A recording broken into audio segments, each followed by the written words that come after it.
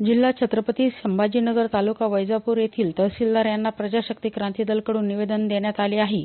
तरी निवेदनात छत्रपती शिवाजी महाराजांचा अवमान करणाऱ्या राहुल सोलापूरकर याच्यावर कायदेशीर कडक कारवाई करावी म्हणून मागणी माननीय श्री देवेंद्रजी फडणवीस मुख्यमंत्री महाराष्ट्र राज्य यांच्याकडे करण्यात आली आहे.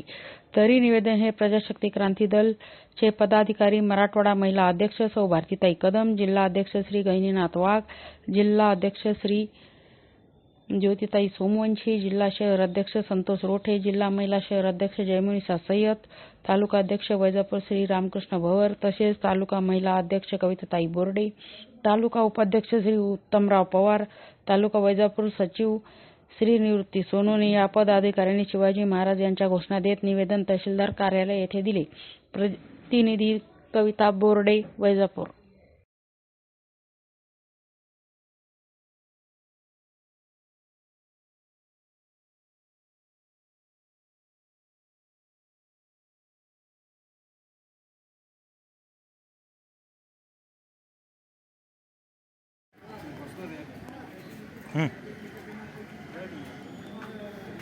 घोषणा द्यायची.